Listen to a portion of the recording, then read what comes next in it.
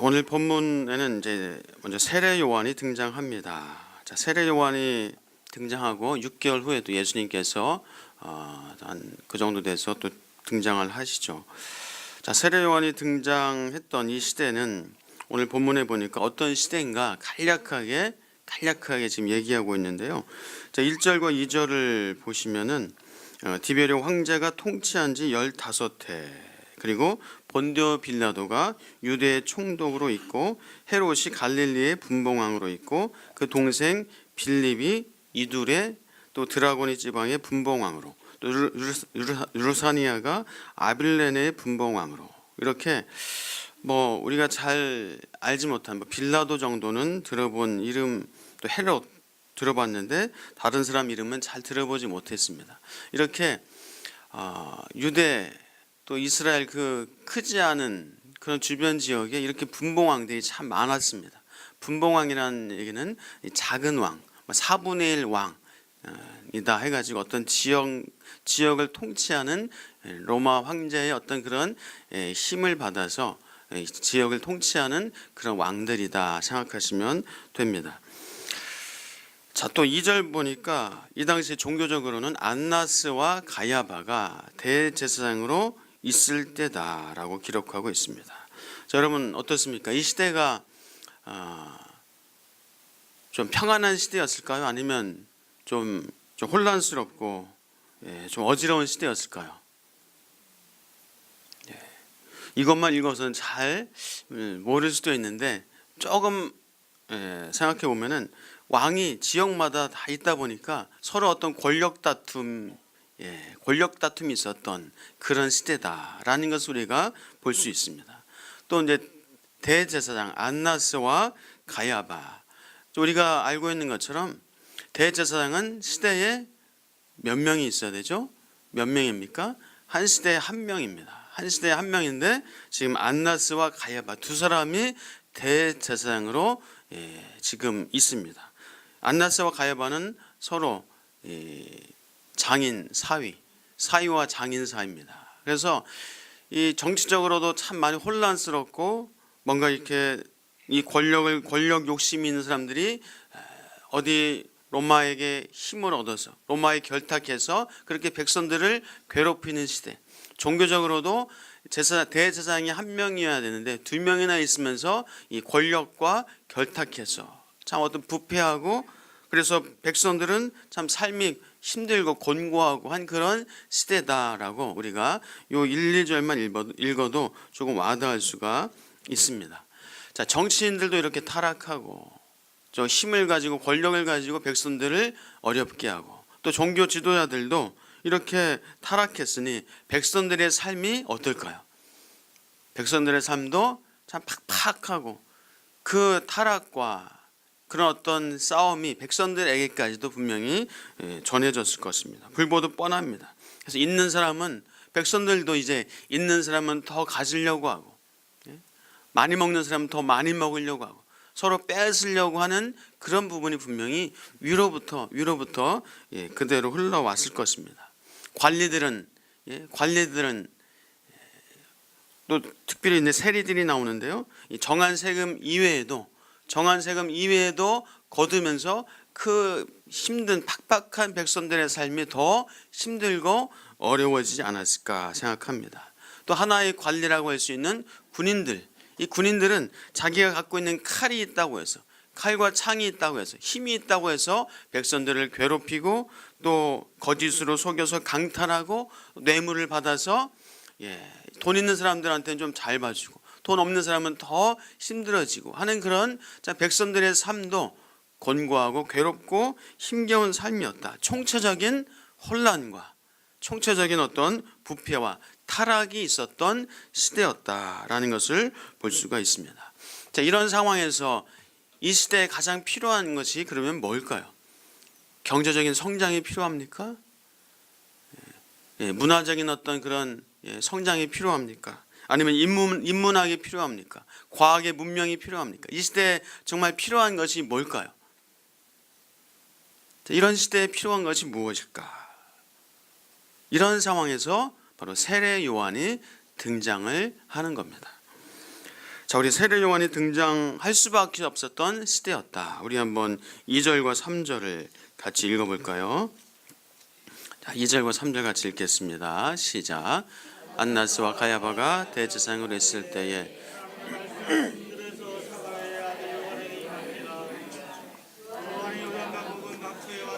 죄사함을 받게 하는 회개 세례를 전파하니. 네, 아까 말씀드린 것처럼 요한이 있는 그 빈들에 누가 임했습니까? 어떤 분이 임했습니까? 하나님의 말씀이. 자, 2절 한번 다시 띄워봐 주시겠어요? 안나스와 가야바가 대제사장으로 해먹고 있을 때에, 이게 가로 열고 가로 닫고 그게 있는 거. 해먹고 있을 때에, 해 잡수고 있을 때에, 부패하고 타락하고 있을 때에 하나님의 말씀이 사실은 어디 임해야 됩니까? 하나님의 말씀은 사실 성전에, 그 거룩한 성전에 하나님의 영이 임하고 하나님의 말씀이 임해야 되는 게 맞아요. 그렇죠? 그러나 하나님의 말씀이 어디에 임합니까? 빈들에 임합니다. 빈들에요. 그 시대가 타락했기 때문에 하나님의 말씀이 성전에 임할 수 없는 시대였다. 그래서 빈들에 있는 요한의 하나님의 말씀이 임한 것을 볼 수가 있습니다. 자, 그 빈들에서 세례 요한은 외칩니다. 이 독사의 자식들아, 너희에게 일러 장차 올 진노를 피하라 하면서 회개하라 하면서 세례 요한이 외치기 시작합니다. 회개에 합당한 열매를 맺고 속으로 아브라함이 우리의 조상이라고 그렇게 교만 떨지 말아라.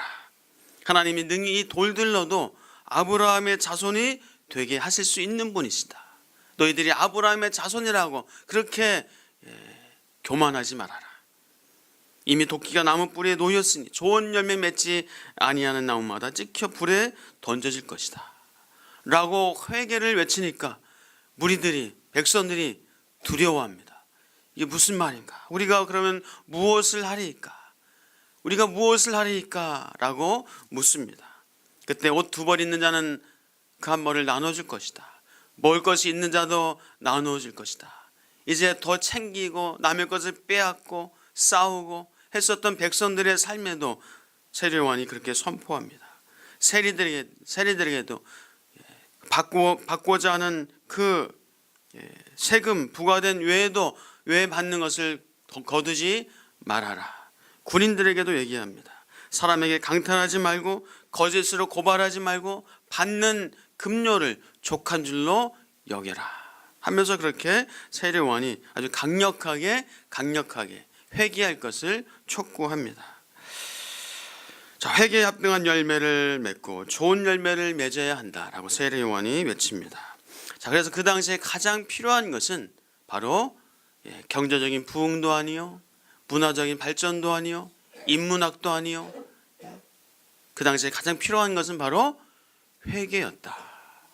회개할 때, 세례 요한 앞에 회개할 때 세례받고 또 누구의 오심을 준비하는 겁니까?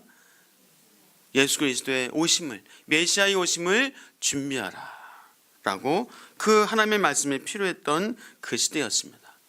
이 죄가 관영했던 그 시대, 여러분 죄라는 것은 우리가 알고 있는 것처럼 원어적인 표현으로 빗나갔다라는 표현입니다. 빗나갔다. 어디서 빗나갔습니까? 하나님으로부터. 하나님으로부터 빗나갔다. 하나님이라는 목표, 하나님이라는 관역으로부터 빗나간 거예요. 하나님으로부터 빗나간 그런 죄가 관영했던 그런 시대였습니다. 하나님께서 뜻하신 말을 벗어나서 잘못된 길로 자기 욕심대로 자기 마음대로 인간의 정욕대로 가버린 그 모든 것을 죄다라고 성경에서는 말씀하고 있습니다. 죄는 모든 부조리의 근본적인 원인입니다. 이 세상에서 벌어지는 악한 일들, 도둑질, 강도, 최근에도 자식 3남매 그냥 불에 타서 죽어버리는 그런 사건, 이런 참 말도 안 되는 사건들이 오늘도 일어나고 어제도 일어났고 또 내일도 일어날지 모르겠습니다. 인간의 모든 슬픔과 고통과 미움과 시기와 질투와 경쟁과 상처와 분노와 이 죽음까지 그 원인이 무엇입니까? 그 원인은 바로 인간의 죄입니다. 인간의 죄예요. 죄는 심각한 겁니다. 죄는 심각한 거예요. 그런데 이 현대인들은 죄의 심각성을 인식하지 못합니다.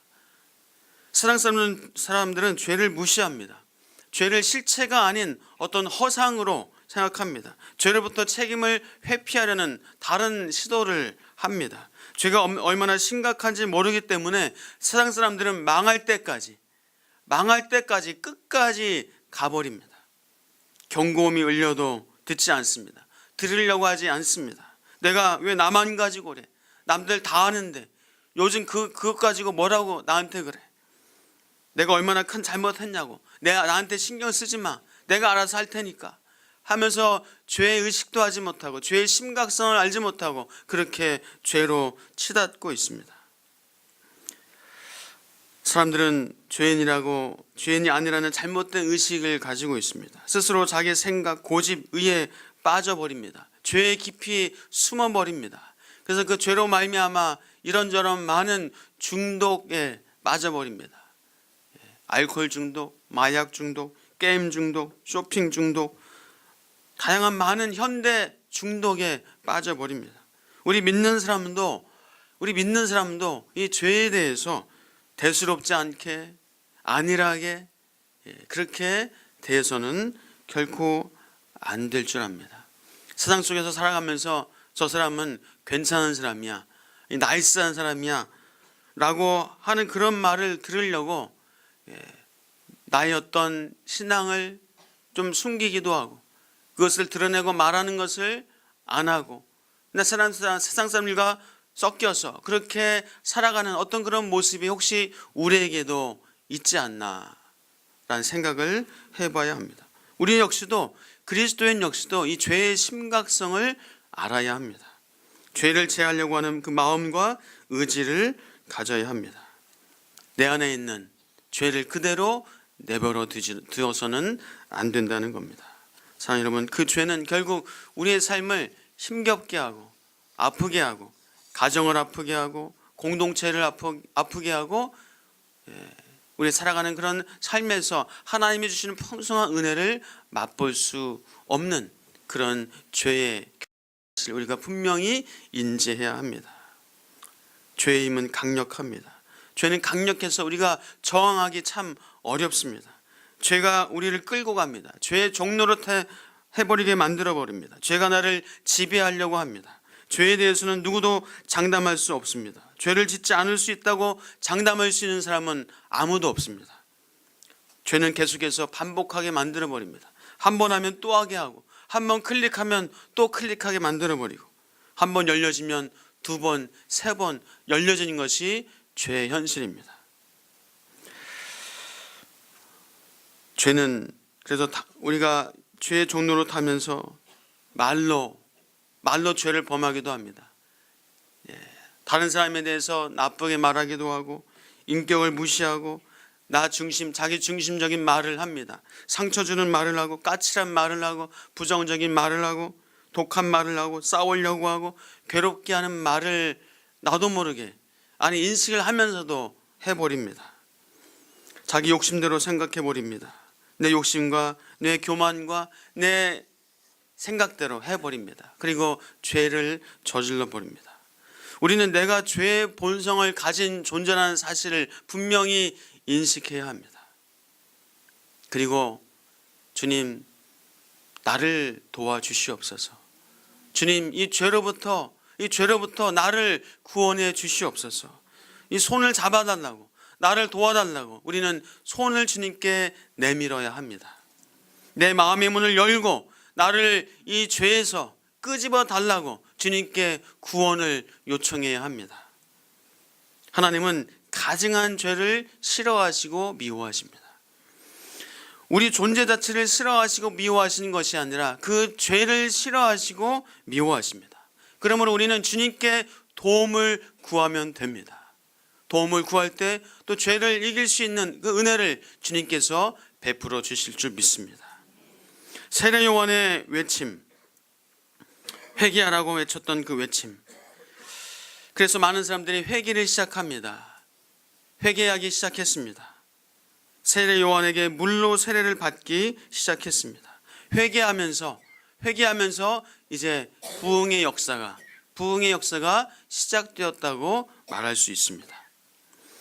이 하나님의 역사 뒤에는 반드시 뭐가 있습니까? 회개가 있습니다.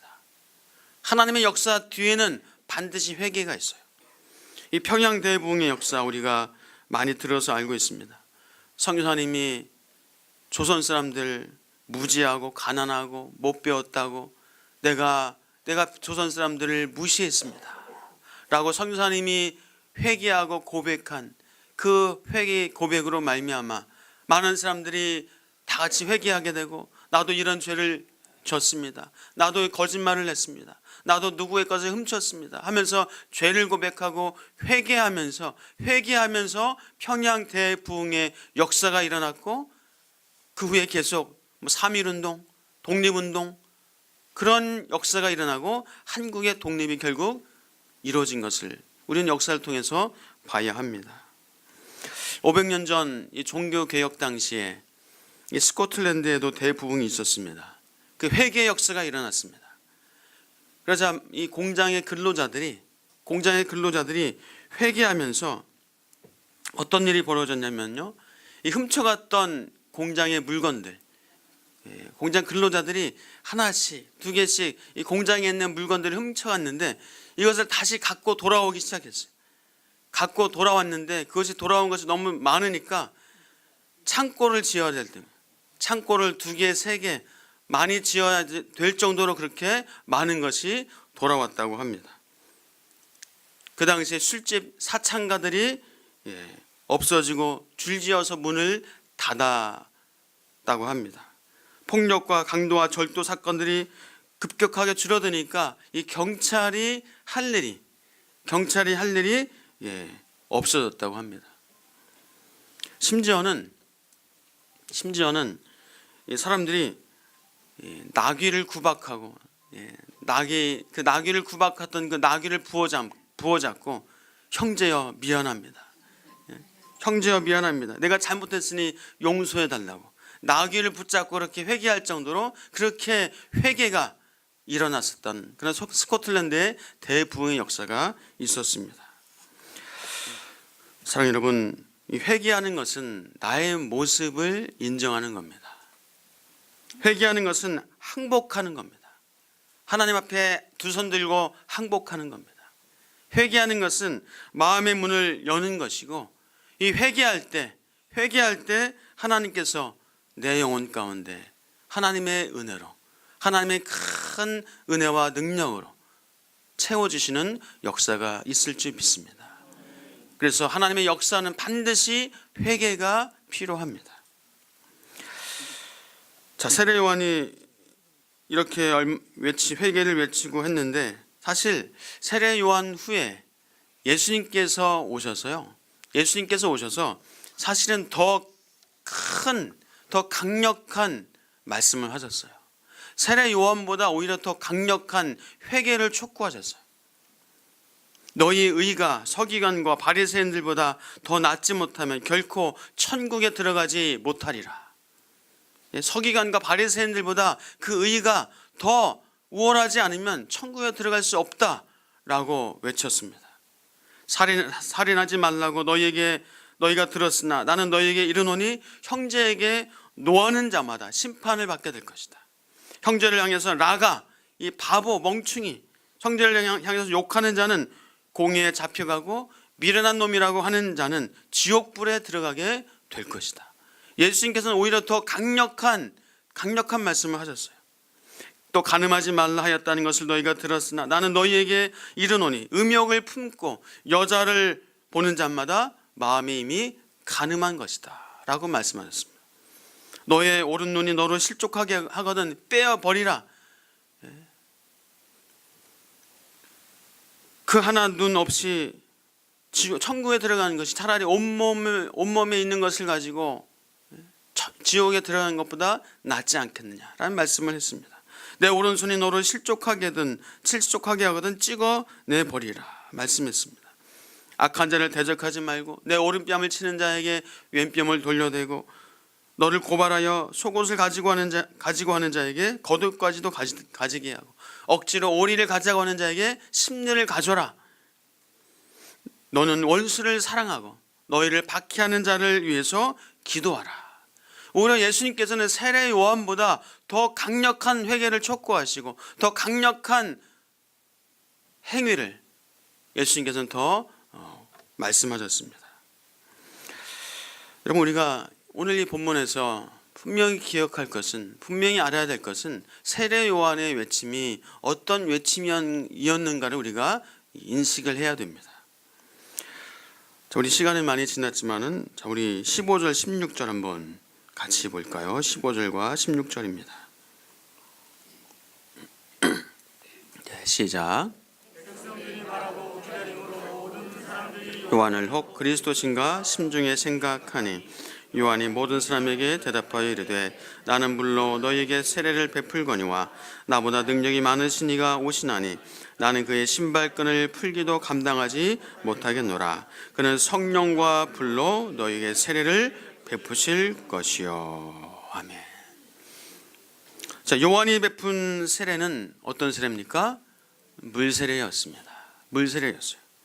그러나 내 뒤에 오시는 이는, 그는 내가 그 신발끈을 풀기도 감당하지 못하는 그분은, 그 메시아, 그 그리스도는 성령과 불로 너에게 세례를 베풀 것이다.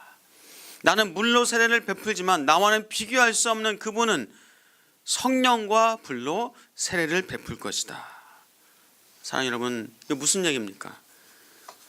예수 그리스도를 만나면, 예수 그리스도를 만날 때 그때 성령과 불로 세례를 받게 됩니다. 예수 그리스도를 만날 때 그때 진정한 회개가 일어나게 됩니다. 예수 그리스도를 만날 때 내가 얼마나 악하고 부패했던 존재인가를 깨닫게 됩니다. 나는 죄인이로소이다. 나를 떠나소서. 베드로가 고백한 것처럼 나는 죄인 중에 괴수입니다. 사도 바울이 고백했던 것처럼 예수 그리스도를 만날 때 그 죄가 깨달아지고 나는 죽을 수밖에 없는, 내 힘으로는 도저히 이 말씀을 이룰 수 없는 나는 죄인 중에 괴수라고 고백할 수밖에 없다는 사실입니다. 하나님의 말씀은 살아있고 운동력이 있어서 좌우의 날선 어떤 검보다 예리하여서 우리의 혼과 영과 및 관절과 골수를 찔러 쪼개는 그런 역사가 있게 됩니다. 사랑하는 여러분, 우리는 예수 그리스도를 만남으로, 내 힘으로, 내 능력으로, 내 열심으로, 내 어떤 결심으로 죄를 회개하고 그 죄를 회개했다고 했다가 여전히 또 죄를 범하고 또 안타까워하고 하는 그런 안타까운 삶을 혹시 살지 않습니까? 옛날로 돌아가 버리고 금방 또 죄를 지어버리고 하는 그런 안타까운 시간을 혹시 지내고 있습니까? 사랑하는 여러분, 우리는 성령과 불로 세례를 받은 사람들입니다. 여러분, 예수 그리스도를 믿으십니까? 성령과 불로 우리는 이미 세례를 받은 사람임을 믿으시길 주의 이름으로 축복합니다. 그래서 우리 예수를 믿는 사람들은 사실 이미 모든 죄를 용서받았습니다. 저와 여러분은 이미 죄를 용서받았어요. 성령과 불로 이미 우리는 세례를 받은 줄 믿습니다. 근데 우리는 날마다 또 죄를 지어요. 날마다 죄를 지어요. 그럼 그 죄는 어떻게 용서받습니까? 여러분이 짓는 죄는 어떻게 용서받습니까? 우리는 예수 그리스도를 믿음으로 말미암아 이미 용서받았습니다. 안 믿어지세요?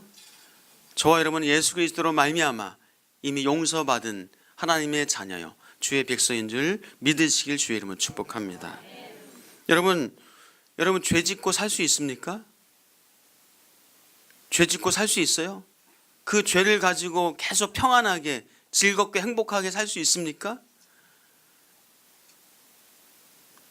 우리의 아버지신 하나님과 함께 사는 우리가 죄 짓고 그 죄를 가지고 행복하게 평안하게 살 수 있어요? 없습니다. 우리는 그럴 수 있는 존재가 아닙니다. 우리 안에 계신 성령께서 탄식하시기 때문에 우리는 그 죄를 가지고 죄를 범하면서 즐겁게 룰루랄라 하면서 살 수 있는 존재가 아니라는 거예요. 성령께서 내 안에서 탄식을 하십니다. 우리는 그 죄를 지은 것에 대해서 주님 앞에 고백하고 인정해야 합니다. 예수 회개함으로 예수 그리스도 안에서 주신 참된 자유를 누릴 수 있기를 누리면 됩니다. 사랑하는 여러분, 우리는 회개함으로 내가 죄인인 것을 인정함으로 내가 오늘 죄를 범한 것을 인정함으로 내가 누구를 미워하고 말로 상처를 주고 괴롭게 하고 아프게 했음을 인정함으로 오늘의 천국을 누리시고 오늘의 천국을 경험할 수 있는 저와 여러분 되시기를 주의 이름으로 축복합니다. 언제나 죄가 주정하지 못하도록 성령 하나님의 도움을 구하시길 축복합니다.